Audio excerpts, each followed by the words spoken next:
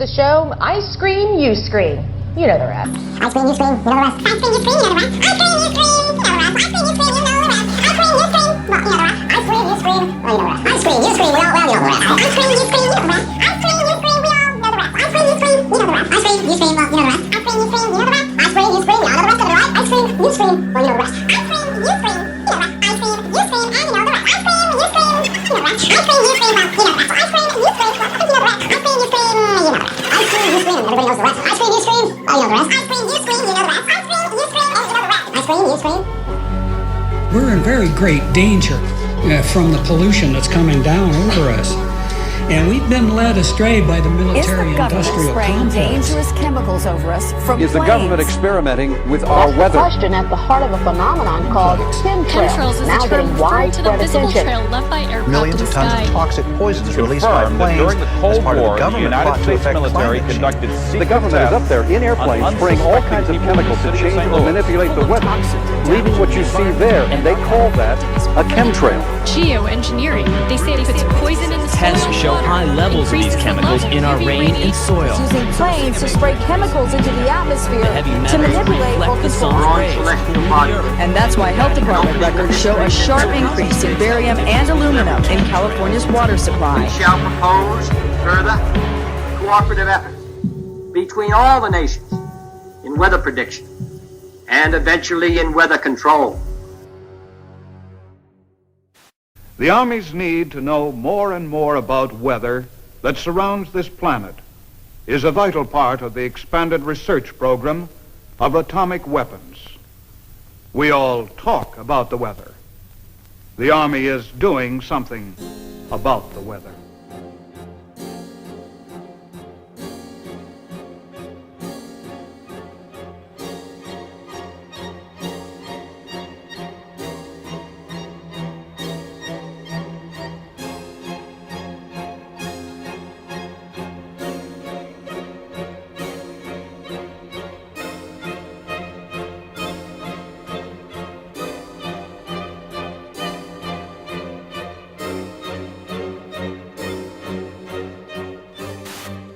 I would like to take you into the laboratory and show you a few of the experiments that led us to our outdoor experiments in converting clouds into snow. Using a home freezing unit such as this, we can form supercool clouds just like those in the natural atmosphere by taking a tiny piece of dry ice such as this and scratching it so a few tiny fragments fall into the supercool cloud. Long streaks develop. The particles grow very fast. They grow about 1 billion-fold in volume in a few seconds. Many millions of snow crystals form, and we get the same effect as is produced by dry ice. Dry ice is not particularly important as far as the fact that it's CO2. It is primarily important because it's colder than minus 35 degrees centigrade. This is a picture of the first cloud that we seeded back last November. Flying in a small Fairchild plane and putting dry ice from a small dispenser in the bottom of the plane, and within minutes saw long streamers of snow falling from the base of the cloud and evaporating into the drier air below. Under many conditions, of course, full-fledged snowstorms will be produced in this way. Nature at last has permitted to do a little something about the weather.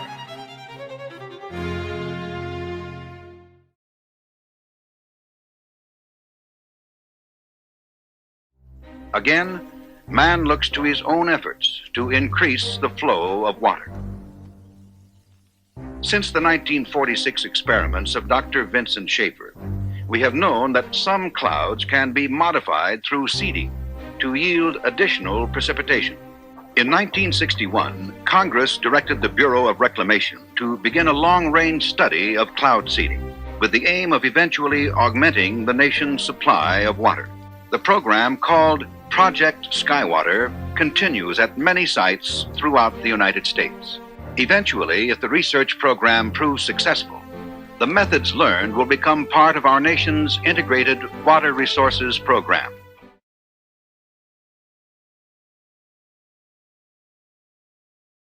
The United States Army were in Vietnam. Pierre Saint-Amand was part of the team assembled in a top-secret cloud seeding operation known simply as Project Popeye. In May 1967, as monsoon clouds developed over the Ho Chi Minh Trail, Armand and his team put their new weapon to the test. We ejected the material so that it fell into the growing part of the cloud, and it rained very heavily out of it, and everybody was convinced with that one experiment that we'd had done enough. Project Popeye had opened the door to a new and dangerous type of warfare. Some said, if you control the weather, you can control the world. Military planners imagined loading the clouds with radiological, biological, or chemical agents and having them rain on demand. They could attack your enemy using the weather, but deny ever doing so. Allegations were made that cloud seeding had not only made jungle paths impassable, it had also killed thousands of innocent people. But this didn't stop governments from continuing to explore ways of modifying the weather, sometimes for highly questionable purposes. And that message calls for new frontiers, new visions. It calls for us taking the steps now that will make us no longer second in space and in science. It lays the predicate and the foundation for the development of a weather satellite that will permit man to determine the world's cloud layer and ultimately to control the weather, and he who controls the weather will control the world. It lays the steps that's necessary to provide a nuclear rocket that will produce benefits that are so unlimited that I couldn't tell you about them if I had all afternoon. Has weather control really become a key element of national strategy? One more quote that I thought was rather telling was from an amazingly early book. This book came out in 1967, and as we will discuss, weather was actually being used as a weapon of war at the time that Daniel S. Halsey wrote a book called The Weather Changers, in which he wrote, if man can modify the weather, he will obviously modify it for military purposes. The idea of clobbering an enemy with a blizzard or starving him with artificial drought still sounds like science fiction. But so did talk of atom bombs before 1945. The historic drought across the West is already impacting the agricultural industry. Farmers in parts of New Mexico say they are being asked not to water their crops. Farm owner Gary Bean has spent his entire life in agriculture, but he's never lived through something like this.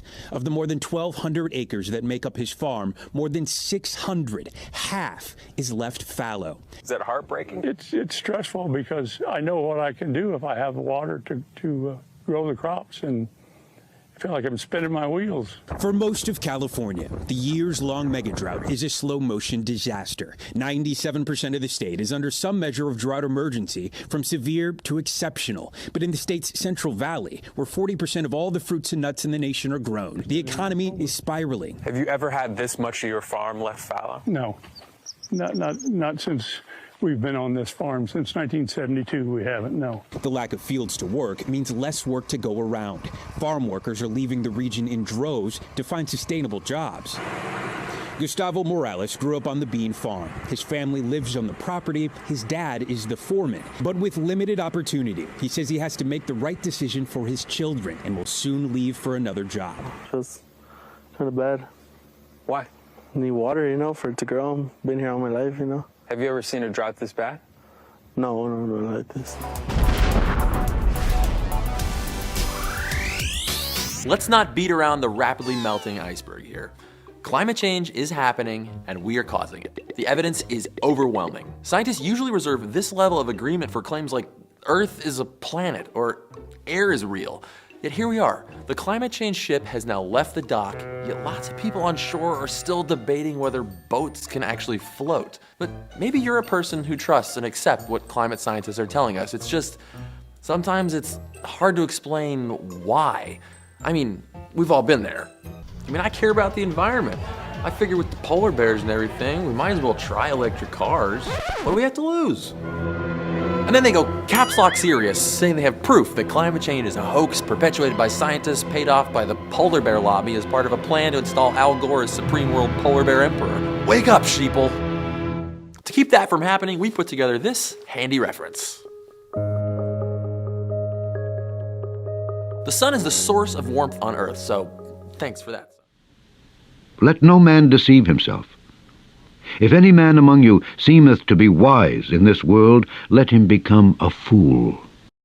The best evidence comes from looking at what isotopes, or different kinds of carbon, are in the atmosphere. Fossil fuels come mainly from old plants. Plants prefer to use the lighter isotope carbon-12 over the heavier carbon-13, so they contain a higher ratio of 12 to 13 than the atmosphere does. When more fossil fuels get burned, the percentage of carbon-12 in the atmosphere should go up, and that's exactly what we see. And it's not because of volcanic activity. Volcanoes only emit about 1% as much CO2 as we do. Normally that CO2 is balanced in exchange between the atmosphere, plants, and animals, but eliminating carbon sinks has released centuries worth in just a few years. Other greenhouse gases are also increasing, like methane from farm animals and natural gas processing, or nitrous oxide from fertilizers. If we run simulations just using natural causes of climate change, they predict no change or even cooling in the 20th century. When I was a child, I learned of the Manhattan Project that gave us the atom bomb, and I realized very early on that if something can be made into a weapon, it will be made into a weapon. So the question is, do we have control to some degree over the weather, and can that control be used as a weapon? And so, as Brian said, I give the history of weather modification up to the present. One crucial part is agriculture, and one thing you said you were particularly surprised by was how great a problem bovine flatulence is. Do you want to explain what that is and why it's a problem? Yeah, so the animals that can eat grass have very unusual stomachs that have these bacteria that are methanogenic in there, and so they leak natural gas both out the front and the back. And so people have said, well, let's change the hay or throw some things in there. And it's been, nobody knows how to get rid of no one knows how to get cows to stop farting. Exactly. There are two things that you This Brother Ross, Preacher Ross, whatever one you want to call him, he's essentially just a big joke. He's trying to throw something that he believes in other people's faces just for the sense of making them mad. What he's doing now is it's just not with whatever organization he's trying to preach for. And the way he's doing it now, it's just so offensive, and it's doing the opposite of what I believe he's trying to actually accomplish here. And the way that he's being so abrasive and so hurtful to so many people, it's just going to have the exact opposite effect. And I mean, it has band together all of these people against his cause. So in a way, he's done our community a service because he's brought all of these people together for a common enemy, and he is that enemy, and he is that enemy. For we are made a spectacle unto the world, and to angels, and to men. We are fools for Christ's sake, but ye are wise in Christ. We are weak, but ye are strong. Ye are honorable, but we are despised. Even unto this present hour we both hunger and thirst, and are naked, and are buffeted, and have no certain dwelling place, and labor, working with our own hands. Being reviled, we bless. Being persecuted, we suffer it. Being defamed, we entreat. We are made as the filth of the world, and are the offscouring of all things unto this day. I write not these things to shame you, but as my beloved sons, I warn you. For though ye have 10,000 instructors in Christ, yet have ye not many fathers. For in Christ Jesus I have begotten you through the gospel. Everybody with a gay Fine by Me t-shirt like this time tomorrow!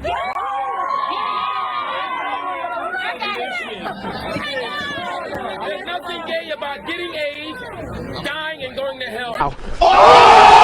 What part of Jesus' sacrifice on the cross, does that mean nothing? Because if that meant nothing, then you show it means nothing by rejecting it and continuing in sin. This year in some major cities, there's been another disease to worry about, monkeypox.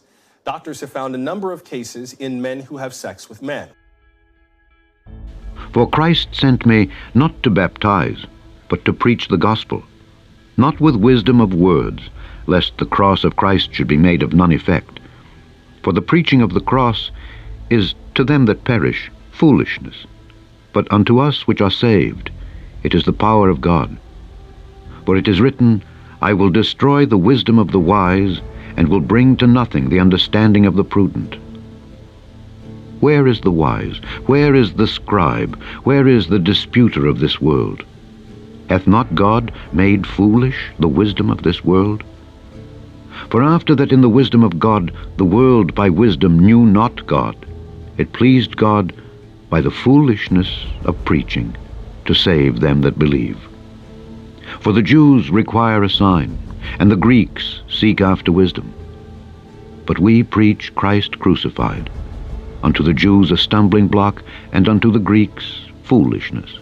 But unto them which are called, both Jews and Greeks, Christ the power of God and the wisdom of God.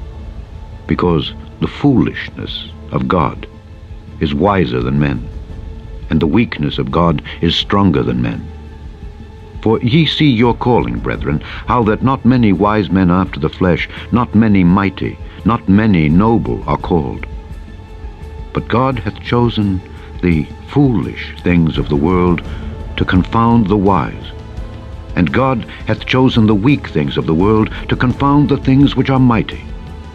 And base things of the world, and things which are despised, hath God chosen, yea, and things which are not, to bring to naught things that are, that no flesh should glory in his presence. But of him are ye in Christ Jesus, who of God is made unto us wisdom, and righteousness, and sanctification, and redemption, that, according as it is written, he that glorieth, let him glory in the Lord. Chapter 2. And I, brethren, when I came to you, came not with excellency of speech or of wisdom, declaring unto you the testimony of God. For I determined not to know anything among you, save Jesus Christ and him crucified. And I was with you in weakness and in fear and in much trembling.